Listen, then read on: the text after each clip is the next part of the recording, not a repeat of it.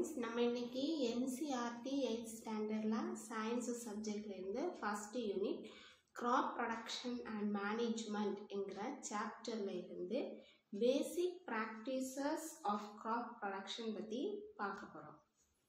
Basic practices of crop production are agricultural practices. அக்ரிகல்ச்சர்னால் என்ன? Practice of farming. நம்ம ஒரு பயிரை பயிரிட்டு அதோட ஈல்டை எடுக்கக்கூடியதுக்கு பேர் தான் அக்ரிகல்ச்சர், ப்ராக்டிஸ் ஆஃப் ஃபார்மிங். அக்ரிகல்ச்சருக்கு டெஃபினிஷனாக நம்ம பார்த்தோம்னா, agriculture is the practice of farming which grows everything can be consumed by food. நம்ம உணவுக்காக எதெல்லாம் க்ரோ பண்ணுறோமோ அது எல்லாமே இந்த அக்ரிகல்ச்சருக்குள்ளே வரும். இந்த அக்ரிகல்ச்சரை நம்ம ரெண்டு வேல பண்ணுவோம். ஒன்று கல்டிவேஷன். கல்டிவேஷன் வரும்போது இதுக்குள்ள எல்லா பிளான்ட் ப்ராடக்ட்ஸும் வந்துடும். Second rearing of animals. Rearing of அனிமல்ஸ்னால் நம்ம உணவுக்காக அனிமல்ஸை வளர்த்தெடுக்கக்கூடியது ரியரிங் ஆஃப் அனிமல்ஸ். இப்போ நிறைய பேர் ஆடு பண்ணை வச்சுருப்பாங்க, மாட்டு பண்ணை வச்சுருப்பாங்க, அப்புறமா கோழி பண்ணை, இந்த மாதிரி இதெல்லாமே. கோழி பண்ணை எதுக்கு வச்சுருக்காங்க? கோழி பண்ணை வைக்கும்போது அங்கே எக்கு கிடைக்கும். அந்த கோழியையும் நம்ம ஃபுட்டாக மீட்டாக சிக்கன் அப்படின்னு சாப்பிடுவோம். இந்த மாதிரி ஆடு, மாடு, தென் பிக், இந்த மாதிரி ஐட்டங்கள் எல்லாமே நிறைய இதாக வளர்த்துவாங்க. அப்போ அதுதான் ரியரிங் ஆஃப் அனிமல்ஸ்.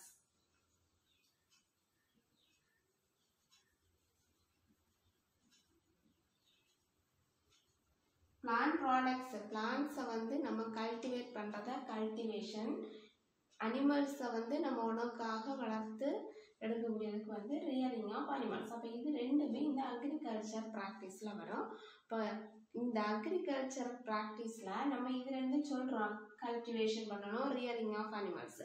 இப்போ நம்ம இந்த பேசிக் ப்ராக்டிசஸ் ஆஃப் கிராப் ப்ரொடக்ஷனுக்குள்ளே பார்க்கக்கூடியது கல்டிவேஷன் எப்படி பண்ணுறது.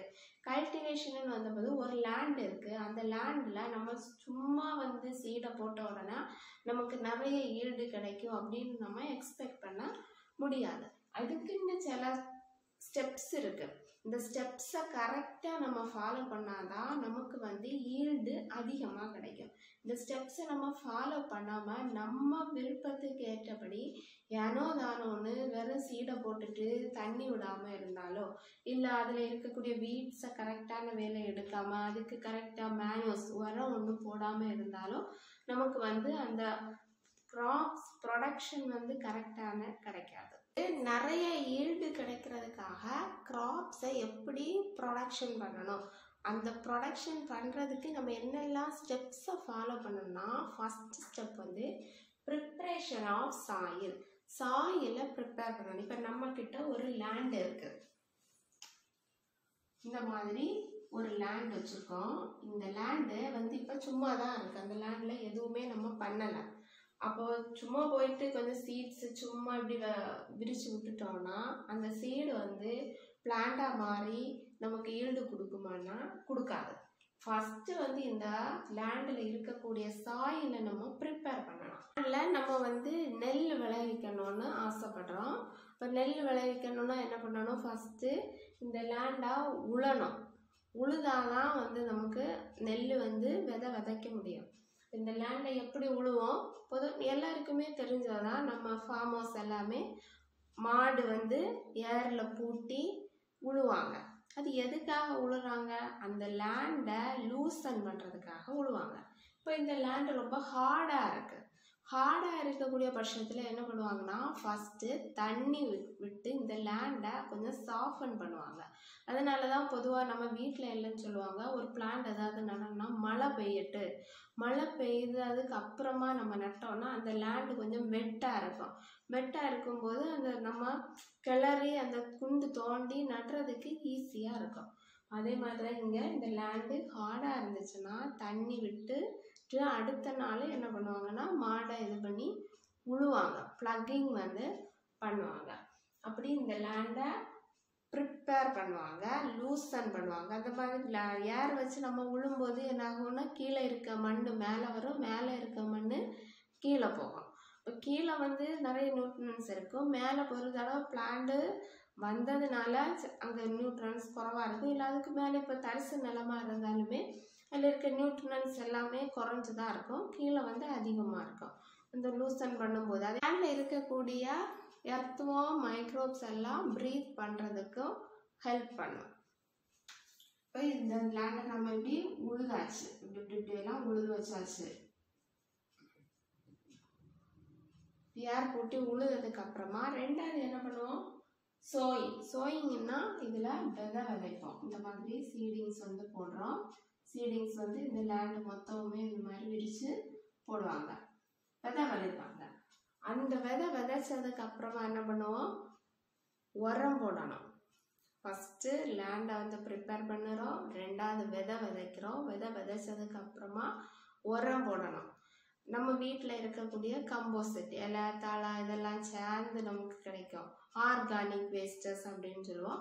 அதில் தான் வந்து இந்த எர்த்வார்ம்ஸும் மைக்ரோப்ஸ் ஹியூமஸ் இதை வந்து நம்ம இந்த லேண்டில் விதை விதைச்சதுக்கு அப்புறமா கொண்டு வந்து போடுறோம். கூட சில இதில் வந்து urea, NPK, nitrogen, phosphorus, potassium சேர்ந்த அந்த உரம் எல்லாமே மிக்ஸ் பண்ணி ஒரு தடவை வந்து போடுவாங்க, ஈல்டு அதிகமாக கிடைக்காதுங்க. நெக்ஸ்ட்டு இரிகேஷன் எல்லாம் பண்ணிட்டு தண்ணி ஊற்றாமல் இருந்தோம்னா நமக்கு பிளான்ட் வளருமா, வளராது. லேண்டை வந்து ப்ரிப்பேர் பண்ணிட்டோம் அப்படின்னா உழுது வந்து ப்ரிப்பேர் பண்ணியிருக்கோம். ரெண்டாவது சீடிங் போட்டாச்சு, விதை விதைச்சிட்டோம், சோயிங். மூணாவது வந்து ஃபெர்டிலைசர்ஸும் மேனர்ஸும் ஆட் பண்ணிட்டோம். நாலாவது வந்து என்ன பண்ணோம், வாட்டர் விடணும், டெய்லி போயிட்டு தண்ணி விடணும், irrigation. Then fifth step protecting from weeds. இப்போ நம்ம பிளான்ட்ஸ் எல்லாமே என்ன ஆகும்னா கொஞ்சம் கொஞ்சமாக வளர ஆரம்பிச்சாச்சு.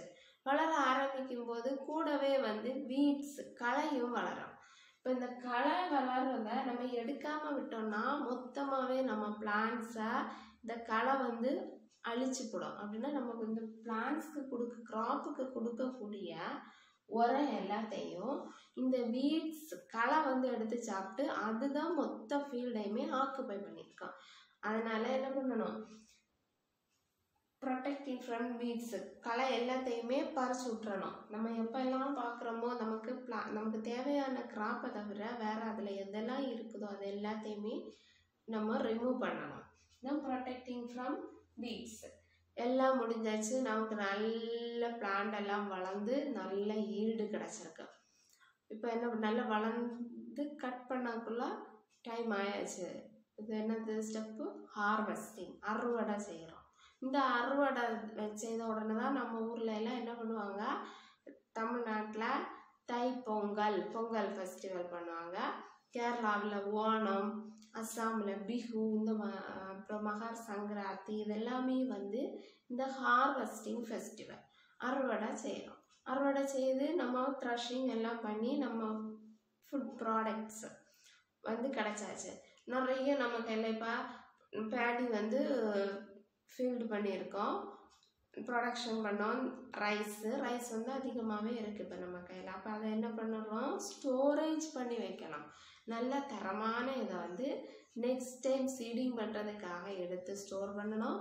மீதி இருக்கக்கூடியதை எல்லாமே நம்ம வந்து கரெக்டாக அந்த ஃபுட்டெல்லாம் வேஸ்டேஜ் ஆகக்கூடாது, அதுக்கு தகுந்த மாதிரி கண்டெய்னரில் போட்டு ஸ்டோரேஜ் பண்ணணும். இப்போ இவ்வளோ ஸ்டெப்ஸுமே நம்ம கரெக்டாக ஃபாலோ பண்ணணும்னா நம்ம நல்ல ஒரு க்ராப் ப்ரொடக்ஷனை பார்க்கலாம்.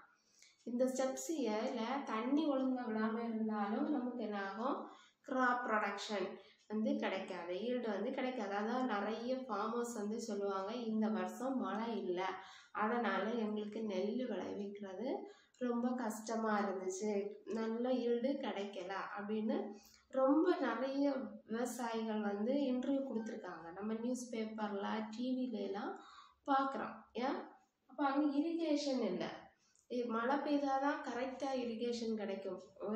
ஒரு வயலுக்கு நம்ம வந்து தண்ணி விடணும்னா ஒரு கப்பில் பக்கெட்டில் குறையெல்லாம் விட முடியாது. ஒன்று வந்து மடை மாதிரி தண்ணி இருக்கும், குளத்துல இருந்து ஆற்றுல இருந்து அங்கே வந்துட்டே இருக்கும், அதை வந்து திறந்து விடுவாங்க. இல்லை மோட்ரு வச்சு அதை வந்து பம்ப் பண்ணி விடுவாங்க. இப்போ இது ரெண்டுக்குமே வழி இல்லைன்னா நமக்கு வந்து கிராப் ப்ரொடக்ஷன் ஈல்டு வந்து குறையும். So these are the basics practices of crop production. இப்போ இதில் வந்து நம்ம ஃபஸ்ட்டு ஸ்டெப் வந்து இப்போ பார்க்க போகிறோம் ப்ரிப்பரேஷன் ஆஃப் சாயில். ஏன்னா இதில் ஒவ்வொன்றையுமே கொஞ்சம் எக்ஸ்பிளைன் பண்ணி சொல்லியிருக்காங்க. அதனால ஃபஸ்ட்டு ப்ரிப்பரேஷன் ஆஃப் சாயில், எப்படி நிலத்தை உழுறது அப்படின்னு பார்க்குறோம். நிலத்தை வந்து ஃபார்மர் தான் உழுவாங்க. இந்த மொத்தத்துலேயுமே இந்த ஃபார்மிங் செய்யக்கூடியவங்களை நம்ம ஃபார்மர்னு சொல்லுவோம். இப்போ ஃபார்மர் வந்து எப்படி உழுறாரு, என்னெல்லாம் டூல்ஸ் யூஸ் பண்ணுறாங்க, இந்த லேண்டை ப்ளக்கிங் உழுறதுனால என்னெல்லாம் யூஸ் அப்படின்னு பார்ப்போம். Preparation of soil. So preparation of soil is the first step in crop production. Crop production la ulla first step வந்து preparation of soil. இந்த preparation of soil எப்போ செய்யணும்? seeding sowing பண்ணதுக்கு முன்னாடி நம்ம செய்யணும். The soil is loosened before we sow the seeds in that field. அந்த ஃபீல்டில் சீட்ஸை நம்ம போடுறதுக்கு முன்னாடி நம்ம சாயிலை லூசன் பண்ணணும். சாயிலை வந்து நம்ம லூசன் பண்ணணும். நம்ம சாயிலை லூசன் பண்ணினாதான் நம்மளோட கிராப்போட ரூட்ஸ் வந்து கொஞ்சம் ஆழமாக வேரூன்றி நிற்கும்.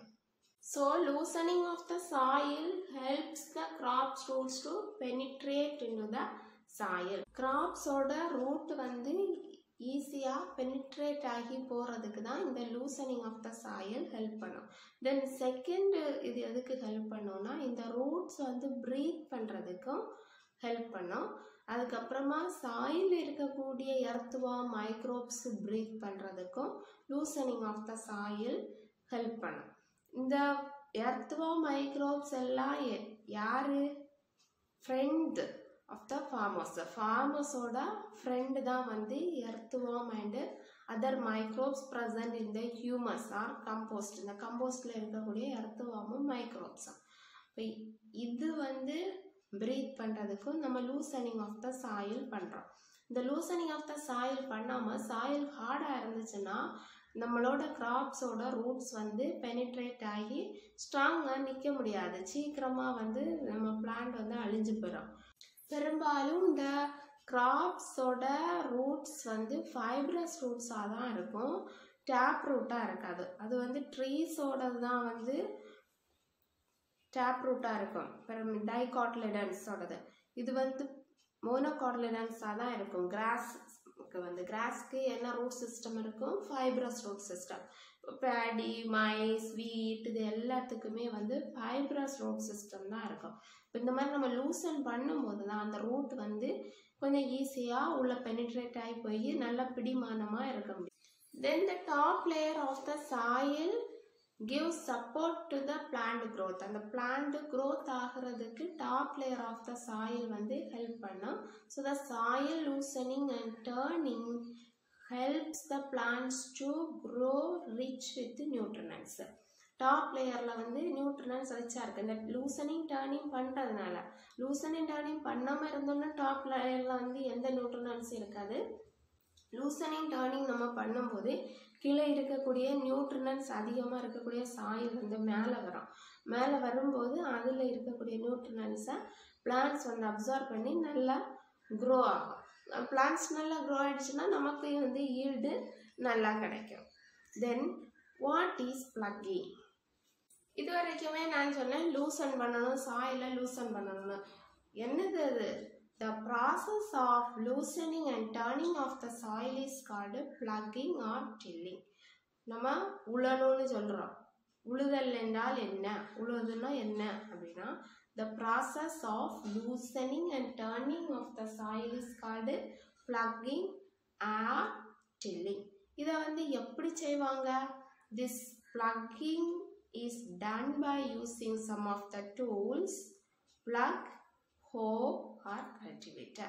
இது மூணு வச்சுமே செய்கிறாங்க. இப்போ நவடேஸ் வந்து கல்டிவேட்டர் தான் அதிகமாக யூஸ் பண்ணுறாங்க. டிராக்டர்லாம் போயிட்டு வந்து அந்த லேண்டை வந்து உழுறாங்க. Plugging can be done by using some of the tools plug, hoe, cultivator. இப்போ ஃபஸ்ட்டு வந்து நம்ம plug பற்றி பார்க்க போகிறோம். ங்கிறது வந்து நம்ம ஜெனரலாக முன்ன காலத்தில் மாட்டுக்கு மேலே ஏர் பூட்டி விழுவாங்க. அந்த ஏர் தான் வந்து ப்ளக்கு. இந்த ஏர் வந்து எதில் இருக்கும்? நம்ம பார்த்துருக்கோம், மரத்தில் இருக்கும், இல்லைன்னா அயன் மெட்டீரியலில் மேட் பண்ணியிருப்பாங்க. பொதுவாக நம்ம பார்த்துருக்கிறது எல்லாமே மரத்தில் தான் பார்த்துருப்போம். இப்போ தான் வந்து அயன் மெட்டீரியலில் யூஸ் பண்ணுறாங்க. So this plug can be made from wood or iron. Plug can be drawn by a pair of bulls or other animals like horses, camels. இந்த plug வந்து இதுதான் வந்து பீம். இந்த பீமை நம்மளோட புல் 2 மாடு வந்து வச்சுருப்பாங்க. அந்த மாட்டோட முதுகில் வந்து இந்த பீமை வந்து ஃபிட் பண்ணி கட்டுவாங்க. இப்போ இது அந்த ஏரோட பேஸ் கீழே இருக்கக்கூடிய போர்ஷன்ஸ். இந்த பீமை தான் மாடோட முதுகில் வைப்பாங்க. ப்ளக்கில் என்னெல்லாம் போர்ஷன்ஸ் இருக்குன்னா plough share, plough shaft, beam. இப்போ ப்ளக் ஷேர் அப்படின்னா this plough contains a strong triangular shape iron material called plough share. இதுதான் வந்து plough share. Main portion of the plug is there is a long log wood. It's called plug shaft. ஒரு long wood, ஒரு துண்டு மரத்துண்டு வந்து fit பண்ணியிருப்பாங்க. அதுதான் வந்து plug shaft. இதான் இந்த plug-ஓட main portion. So there is a main portion of the plug is long log of wood which is called plug shaft. Plug shareங்கிறது வந்து strong triangular shaped iron strip is called plug share and the long log of the wood is called plug shaft. There is a handle at the one end of the plug and the other end is a beam which is connected with the bulls. Bullsோட முதுகில் வந்து நம்ம fit பண்ணக்கூடியது beam. So இதுதான் வந்து plug.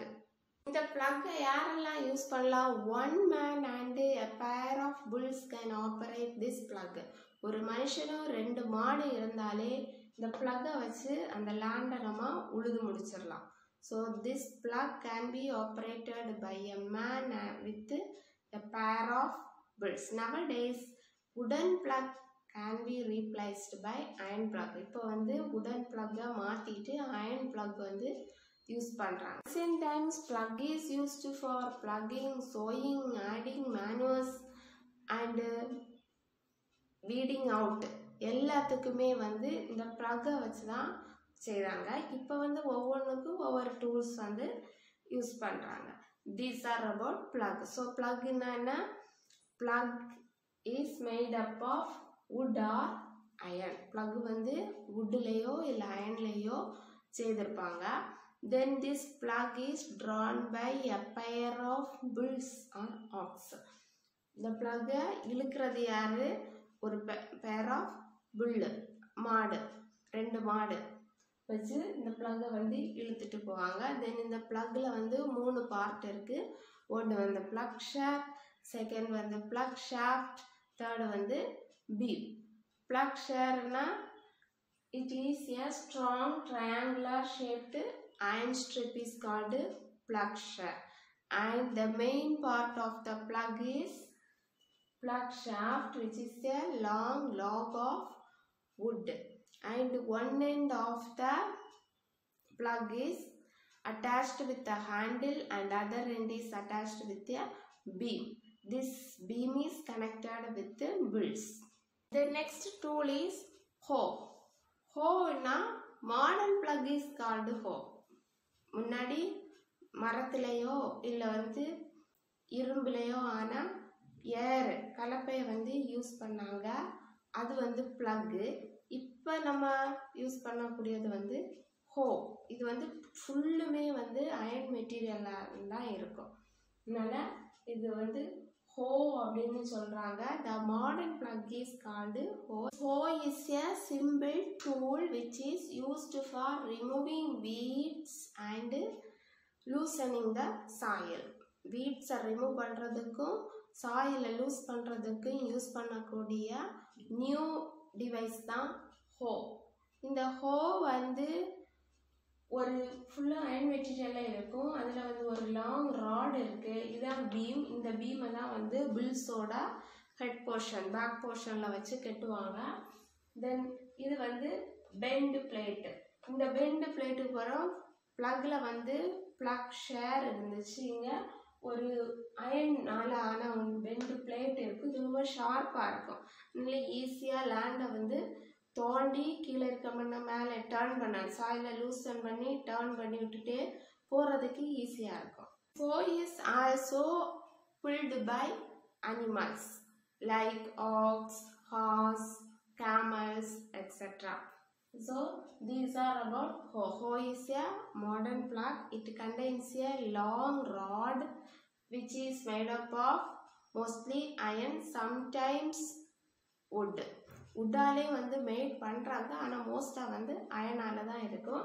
And one end of the hoe is fixed with a bent plate which acts like a blade. And its other end is connected with a beam which is connected to animals like ox, horse, and camels. Animals ka body portionல வந்து fix பண்ணி கட்டுறதுக்கு use பண்ணதான் இந்த beam. These are about hoe. இப்போ plug-னா என்னன்னு பார்த்தோம், hoe-னா என்னன்னு பார்த்தோம். இப்போ cultivator பற்றி பார்க்க போகிறோம். Nowadays plugging is done by tractor driven cultivator. Tractor வச்சு உழுறாங்க அப்படின்னு நம்ம கேள்விப்பட்டிருக்கோம். அதுதான் இப்போ வந்து உழுறதுக்கு யூஸ் பண்ணக்கூடிய டெக்னிக். ஏன் யூஸ் பண்ணுறாங்க? இந்த டிராக்டர் டிரைவன் கல்டிவேட்டரை வச்சு நம்ம லேண்டை உழும்போது நமக்கு டைம் சேவிங் ஆகும். பொதுவாகவே இப்போ லேண்டை வந்து கிளைக்கணும்னா என்ன பண்ணுறாங்க, ஜேசிபி ஆர்டர் பண்ணுவாங்க. அவங்க 1 hour இல்லை 2 hourல மொத்த லேண்டையும் படப்படன்னு கலரி விட்டுட்டு போயிட்டே இருப்பாங்க. நம்ம அவர் பேசிஸில் வந்து பைசா கொடுக்கணும் அவங்களுக்கு. அதே இது ஒரு ஆளை விட்டுட்டு மாடு வச்சு உழுங்க அப்படின்னு சொன்னால் எப்படியும் ஒரு 3 நாள் எடுப்பாங்க. ஒரு நாளில் எல்லாம் ஒரு லேண்டை வந்து உழுது முடிச்சிட முடியாது. அப்போது இந்த டிராக்டர் டிரைவன் கல்டிவேட்டரோட அட்வான்டேஜ் என்னது, டைம் சேவிங்.